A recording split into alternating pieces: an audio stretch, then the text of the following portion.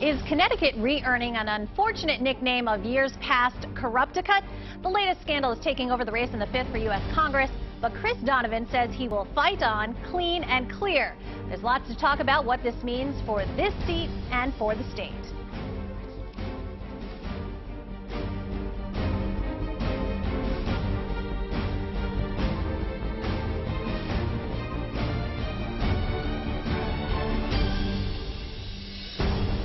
Welcome to The Real Story. I'm Lori Perez. House Speaker Chris Donovan is standing strong as he continues his quest for U.S. Congress, even as we are learning more damaging details about the FBI's probe into his campaign finances.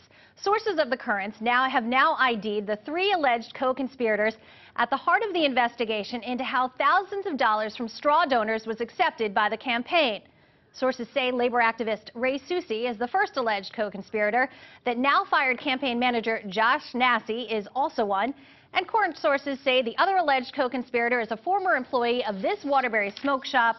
News of an FBI probe broke 2 weeks ago, leading to the firing of Donovan's campaign manager and the arrest of finance director Rob Braddock. FBI agents allege Braddock and the conspirators tried to hide money coming from sources whom they at least believed were looking for Donovan's help as Speaker, quashing a bill that would have raised taxes on owners of roll-your-own smoke shops.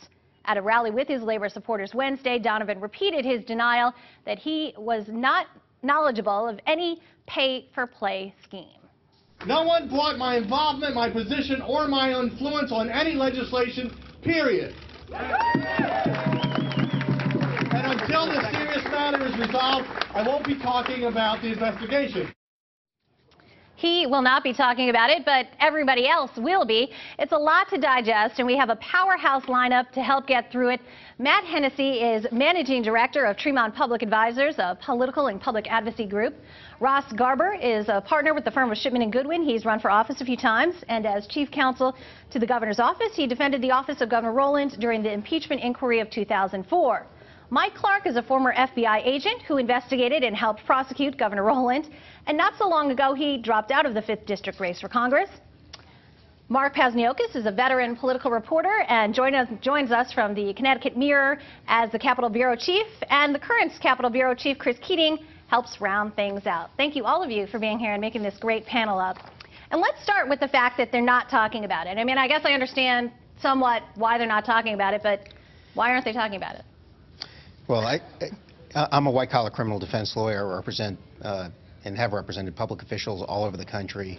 And one of the main reasons why you don't talk about it is because somebody in the position of the Speaker doesn't know everything. And so it's dangerous at this point to talk about things because there's probably a lot that he doesn't know. I think, frankly, he's handled it well. He's brought in a very good lawyer to represent the campaign. He's denied any allegations of wrongdoing. And then he's explained to the press that, frankly, there's an investigation going on and he can't talk about it, and he's focusing on his campaign. I think he's handled it well. Well, I think that there's a few challenges here. First of all, his initial response appears to be one of surprise. He had his campaign manager come and offer a defense in front of the Capitol Press Corps. People wanted to hear from the candidate himself. And there's probably a number of good things out there for him. Most legislators interviewed have said he did not in any way approach them on the roll-your-own tobacco legislation.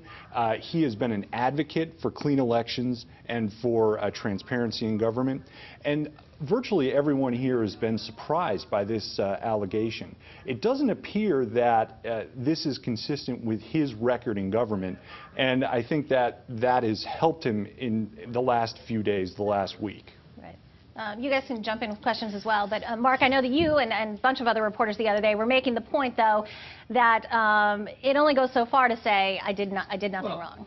I was pressing him at his press conference when they said it was inappropriate for him to comment. And I was quibbling a little bit. It may well be inadvisable for him to comment, but there's no legal prohibition on him coming out and actually discussing what the FBI asked him, what he told them.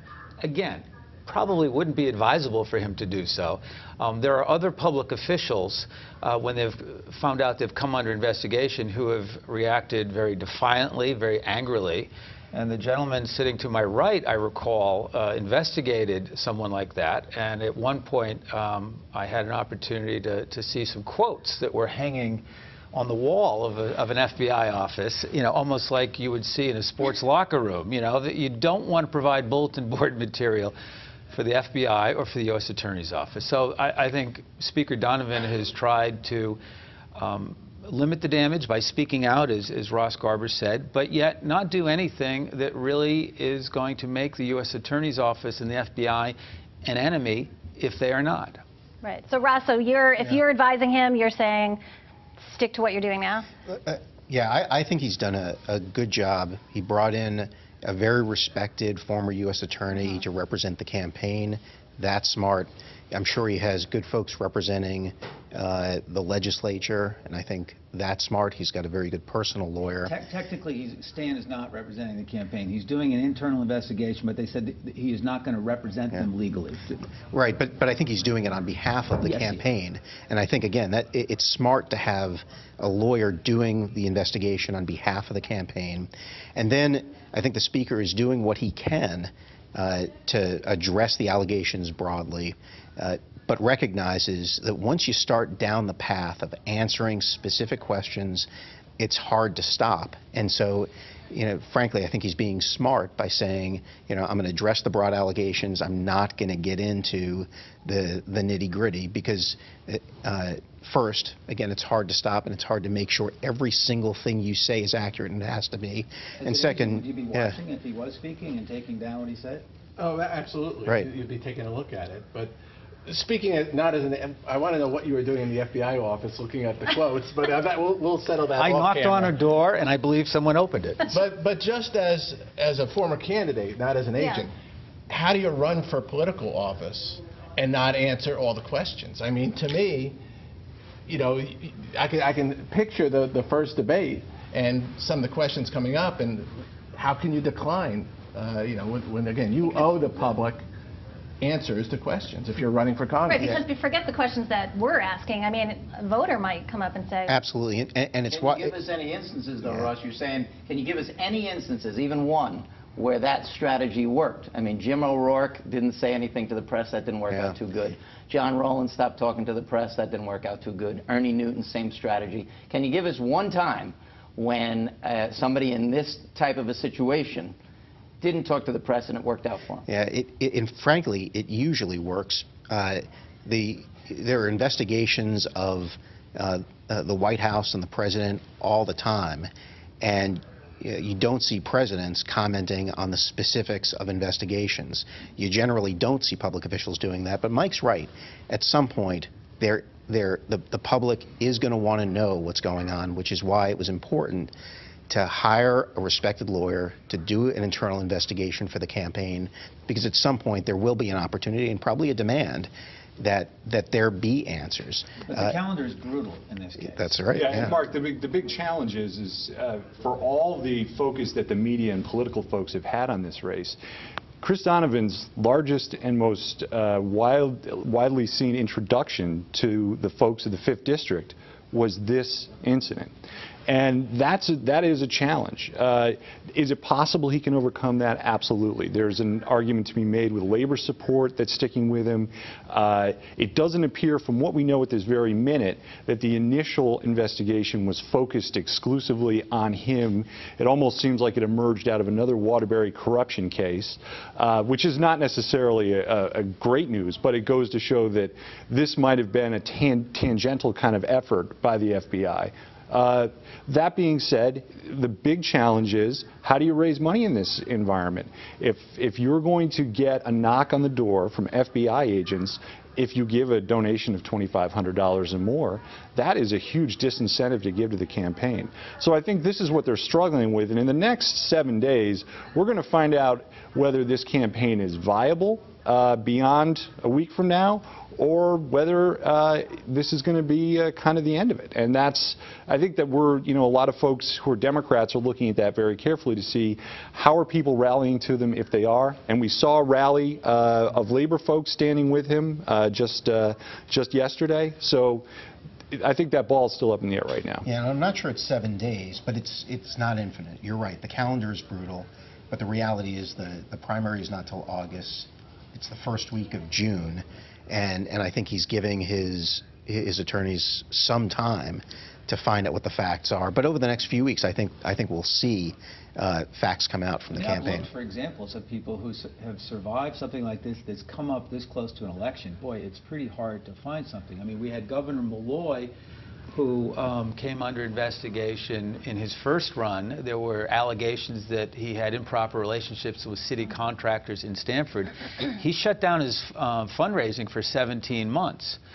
But he had the luxury of time. He eventually was exonerated, and that receded to the background. And you know, until this moment, probably no one's been reminded of that for a while. Yeah. Maybe Mike can tell us how much how much does the FBI look into the timing of these? In other words, in Eddie Perez's situation, it was kind of before the primary. In other words, if this whole thing happened on August 15th, if Braddock was arrested on August 15th, we wouldn't be sitting here right now. But how much of a factor is the political calendar, in this case, the August 14th primary? I think one of the goals of both the Department of Justice and the U.S. Attorney's Office and the FBI in a matter like this is they do not want to impact an election in any way, shape, or form. And so they'll try to avoid that at all costs. I can remember a case where we were ready to make an arrest back in this is a Waterbury corruption case with the Mayor Santa Petro, and it was pushed simply because we did not want to impact any type of election. And so that's a consideration. That's Absolutely. interesting. I didn't even realize that would have been part of the equation. Again, I think the DOJ just has an aversion to that. Unless it's an exigent circumstances, some type of real emergency, they are not going to do that. So hypothetically, what might have been a trigger at this point? Well, there's a couple $1 million questions on that one, and I don't have those answers. You know, I'm not privy to any of the information. But it's certainly interesting that something triggered this to happen when it did. But the quickness, I mean, maybe we are seeing a sensitivity to the election, and the fact that these acts that were described in the affidavit happened in April and May, and there's an arrest by the end of May.